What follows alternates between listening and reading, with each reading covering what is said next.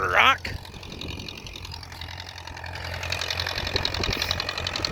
But like I said, for being dang near 50 years old, it still digs fields with the best of them. May not be brand spanking new, like some farmers want it to be. But for a couple of small farmers like us, it does it quite well.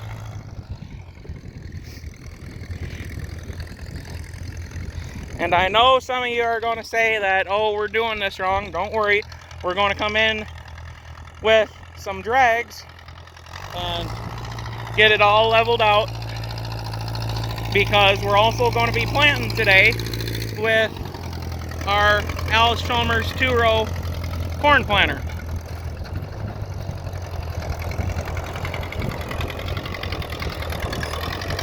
And so to all the young people out there,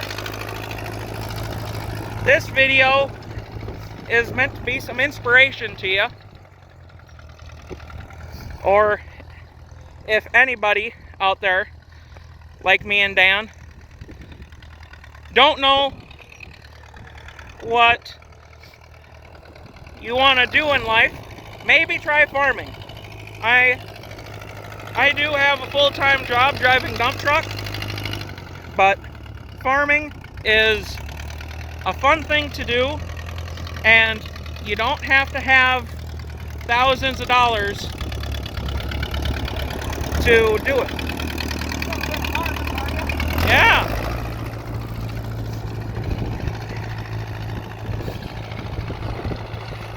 Like Dan said, and I said, all this equipment was literally some of the cheapest stuff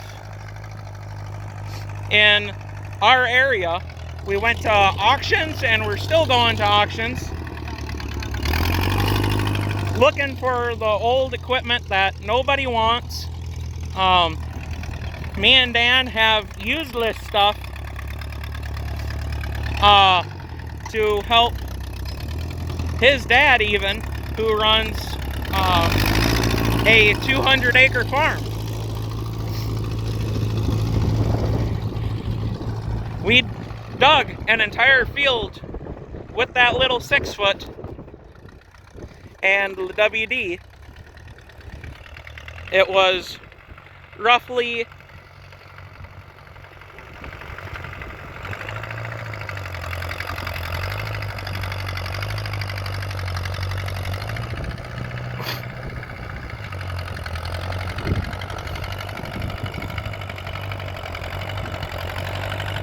a 75-acre field that we did with that little 6-foot and a WD.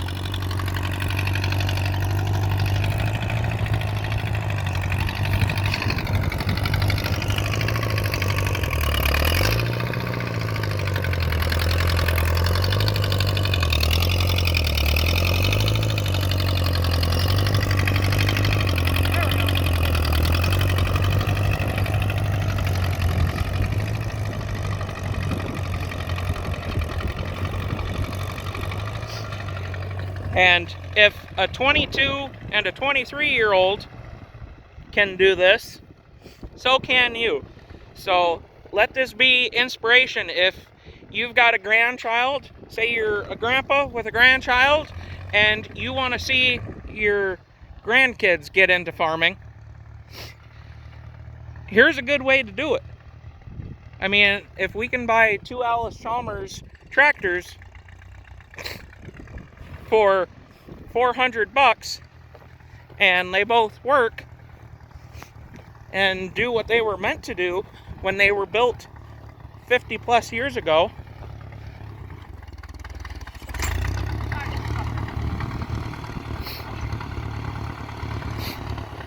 and you know, the equipment might not be in the greatest shape, but it still does the job that it was built to do.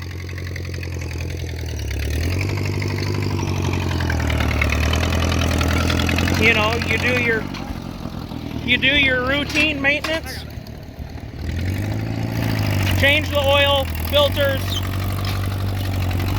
you put some spark plugs on her, and it will do the job that it was built to do. Just don't buy any old tractor.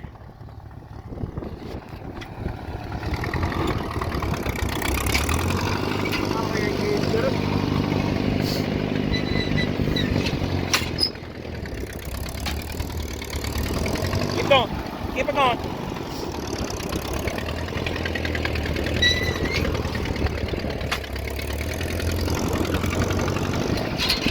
Oh, what the heck? Just roll it forward a little bit.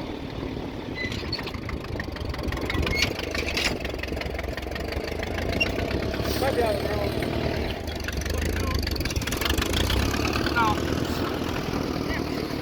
Put it in second gear and just let it roll forward.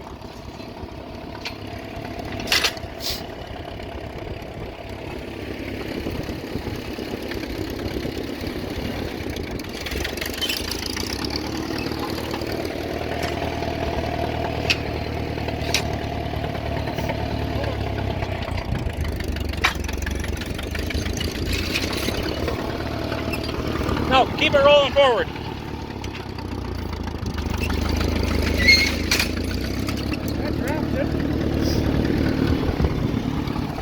Go along the edge of the field. You know, this goes along with the theme that it's not perfect. There we go. And so now you have seen what it takes to get all of an acre or half an acre dug up and ready for sweet corn. And we've got all of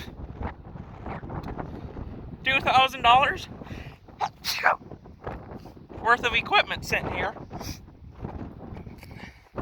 And if we include the planter, we've got $2,400, and we're able to work the land like Dan's father, Nick Savell, shout out to him. I know he watches these videos every now and then. Like my grandfather, Jim Ellsworth, and like all of the generations that precede us in working the land,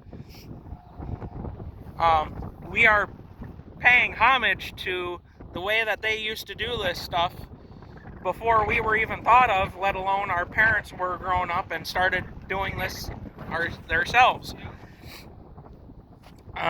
You cannot see the joy that it brings the older people, like your grandfathers, and all that grew up with these things.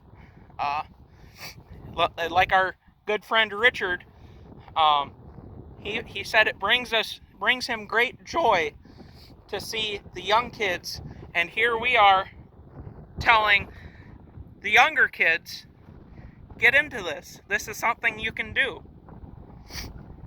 with very minimal cash and a little can-do attitude. Yes, it may not be perfect, but if you are a farming family, you can take care of this stuff and maintain it. All it takes is a little grease, some air in the tires, and you can go farming. Don't think that you have to join FFA. Me and Dan did not go through FFA. His brother Jacob did, and he now has a full-time job spreading fertilizer. Shout out to him too, you know, he wants to start farming too. But FFA, no, they don't teach you a small farm. They teach you how to be a big scale farm. They want you to fall in pursuit of big farming. But I had a banker tell me I'm never going to get nowhere small farming. But when you look at the banker's hands, there are always no calluses because they never touch a piece of equipment in their life because their dad always paid for everything. Yep. I paid for this and I paid for that in my lifetime. His dad paid for both of these tractors, and through Dan working at Hy-Vee, he has paid all of the equipment, all the tractors that he has ever bought off. And thanks to a good friend like me that said, hey, we've got this equipment coming around in our life. Why don't we use it for something? My dad was literally in church just talking with a few members of the congregation, and they said, well, that sounds like a great thing. We've got a little patch of land. Would they like to run it? And so we came over, checked it out, realized that, hey, this is freaking perfect for what we were wanting to do. And here we are doing it. So, like I said, get out there, get your hands dirty. Like the Boss Garage says, if you're not filthy, you're not rich. Get out there and do something. And to throw a wrench at it. That's all I say. And so, yes, these things may need some wrenches thrown at them, and they may be in their working clothes right now, but, you know, maybe somewhere down the road, they might eventually get into their nice suit and tie and look all spiffy like everybody wants them to look. But until that day comes around, guess what? You're going to keep seeing these old pieces of iron rolling away, humping away, doing the work, getting it done, just like they were meant to do. I think we're trying to get younger kids to start buying this stuff and learning the trade, because small farming is dying. Yep. You know, my dad told me, if I die in the shop, don't call the coroner, call the auctioneer.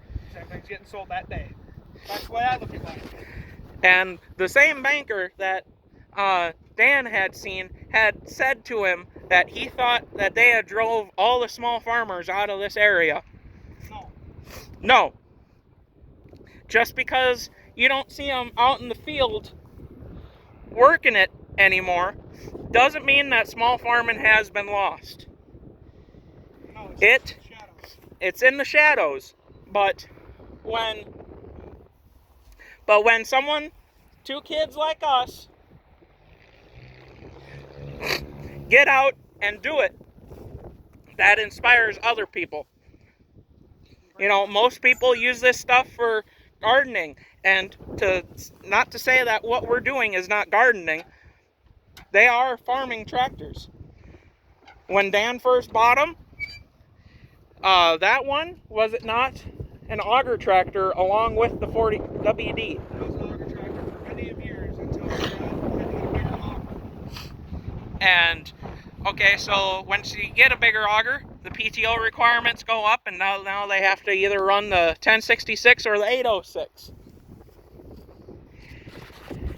And so we took the fact that, yes, they may sit around a lot, and people say that it makes Dan's dad's yard look like a scrap yard. It does work. It does work. So please take this as inspiration.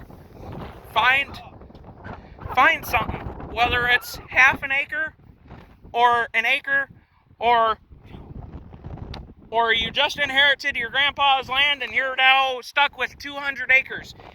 Get out there, get it done. You can do it. If we can do it, along with Dan's dad and me still helping my grandpa, wanting to get it done, there's nothing wrong with it. You can do it. Believe in me, you can. You gotta spend a little money, you know, put your blood, sweat, and tears into this stuff. You get somewhere. And you will get somewhere. You know, you can help, whether your dad runs a great big 1066, even though that's not even big by today's standards anymore, or whether he's like the Narragangs over there, running a big old 4-wheel drive, you know, you can help them. Don't be scared just because your equipment is single digits wide. You know, this is all of 6 feet wide, and we still use it. That year that we dug Dan's Dan's dad's field. That's a mouthful. Yeah, I know. His uncle told him, I couldn't do it. you couldn't do it. You won't do it. I was 150 acres, and I had it done by Friday at 4:30. I was done digging. When the rain it started raining, and I finished up the last pass and poured. And we can't tell you how much Dan's dad was actually enthused that he got out there and did that. Because, as you can see, it gets down just enough to where it allows it to dry it out that much faster. But as you can see, you go through with the quack digger, and you still got moisture. Nice, rich black dirt. And so when you go through with something like this, it dries out the top layer, allowing you to get your big 1066 or whatever you may be running after that, that can get down deeper to the moisture. And it creates literally the perfect field conditions for disking, digging, and then planting right behind that. Me and Dan can testify to that. And if you inherit your grandpa's farm and you're walking the tree line and you see one of these, pull it out of there. Take it in the shop, see if the touch is free. And if it is, fix it. Yeah. There's guys like me and him that will literally buy this from you for any price because they're hard to get. And tractor, you see an old tractor just sitting beside a road or in a field drive. Yep. Come talk to the farmer. He'll give you an answer. Yes, no, maybe. And that's all I got to say. other than just us doing it, you can look at bigger YouTube channels like, what's the one? Junkyard Digs. He had bought 5 acres back behind his new house that he bought down in Iowa somewhere. We don't know where, but and he went through, disked it, dig it, and he planted corn. And he made a profit off of it. So don't ever let someone tell you that it's not worth it. It is worth it. Yeah, in the long run, it's worth it. You can make money off of literally an acre, half an acre, or 5 acres. It doesn't matter what you got. You don't have to have a big spread like what we're farming next to make money. You just gotta have the old guy that lives in his house be nice enough to say, hey, come farm it. Yeah. Because the guy that farmed it quit farming it because he didn't want to deal with it. So that's where I came in involved. So, and you see, we already got organic fertilizer. We got birds. So please, I know I've said it probably 5 or 6 times already by now, if anybody's keeping track, but try it. If you don't like it, guess what? You don't have to do it anymore. Nobody's telling you that you have to. We're just trying to encourage you to give it a shot. You see the farmers like us, or even the big farmers, pulling their equipment down the road. I cannot say enough. Do not be the person that just blows by us when we're sitting 12 foot wide. We've got a 9 foot wide tractor with a 12 foot wide disc. This will take up the whole roadway. And when you go blowing past us, on a double yellow line, we have seen people pass on double yellow lines. People in farm equipment can tell you this. Do not blow past us on a double yellow line because, hey, you cannot see through a tractor. I have yet to meet someone that can actually see through a tractor. I don't even think Penn and Teller can see through a tractor. No, and if people pass me and I hit you, it's on me. It ain't on you. It's on me. I'm getting in trouble. Yeah. Because you blew past me and slammed in the side of my tractor. Or into the side of the disc. This is 1/2 inch thick steel. I'm telling you, if my Ford Ranger can cause a face plant into the side of a vehicle, this will tear up any modern day vehicle easily, like a paper shredder. Or we better get your chain, because that's dry. So, please, always be safe around farm equipment. Whether you're the one farming with it, or if it's someone else farming with it. We all have families that we want to get home to. Be safe, because you don't want a farm to have farmer's wife to have a phone call saying their husband got killed because a car went by it. Yeah. That's the same with fertilizer spreaders. My brother drives one. I'm just going to put this out here. If anybody that watched our channel passes those things, he is one of the drivers that will call you into the sheriff department in St. Charles. And they will get you. I don't want that to happen to you guys, but you just got to be careful. I know you're in a hurry to get to your destination. So are we. Take into consideration that it's spring. We're planting. We're gardening. It's just time for us to go. And it's the same thing around harvest time. When you see the big combines out on the road, you just don't go around them and blow past them at 60, 50 miles an hour. You slow down, take your time. You know, it's the same thing with the big CDL vehicles. I see it all day long. All day long. The county now is, the state has permitted gravel roads to be 55. They shouldn't. I looked it up. On our road, it's 55 miles an hour. That is dangerous with us coming through with equipment. Because we are literally 12 foot wide. 12 foot wide. With a 9 foot wide tractor bucking up behind it. It takes more than, oh, I hope I can squeeze past it to get past this thing. I was pulling this into town when I first disked with it, and a lady in a white car went into the ditch to pass me because she couldn't get around. That's how dangerous that is. So take consideration in town. Because I don't know anybody. If I hit somebody, I'm in trouble. Yeah. You just gotta slow down, take a breather, and say the least. If you hit a piece of farm equipment, it's not as simple as, oh, hey, here's my insurance. They'll pay for it. These things do not have insurance. No. If you hit this thing, it comes out of either your pocket or our pocket. You fix that disc, because this disc is discontinued.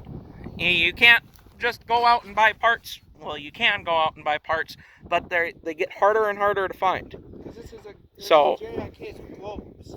Those are hard to get. So please, we can't tell you enough. Always be safe around farm equipment, whether it's tillage equipment or whether it's planting equipment. You know, not all planters are 2 rows and can fit behind a 9 foot wide tractor or a 5 foot wide tractor. Please be safe around tillage equipment, planting equipment, combines, tractors pulling gravity wagons or flare boxes down the road. You always have to be safe around them. Always. Oh, yeah. And not everybody like us, you know, can take the precautions of putting a chain around it, because if this thing was to slam to the ground, it will sway on blacktop. Yeah. I can guarantee you, if this thing dropped all of a sudden, and let's say you're blowing past at 55 mile an hour, you will not be able to blink or see this fast enough to avoid hitting it. Because they'll swing right into the side of your vehicle, push you in the ditch. Yes. So, whether it's small equipment like this that can fit behind the tractor, or whether it's 3-point, you know, 3-point has its own concerns, because, okay, a 3-point doesn't have its own wheels, and it can swing around and has even more movement, even though it's mounted to the tractor. So, please, even though we're telling you to do this, you have to have a mind for safety when you're around this stuff. Otherwise, it will hurt you. Unlike the bee. That's a hornet. Alright, you ready? So this is Conway, and that's Dan, who's currently scared of a hornet.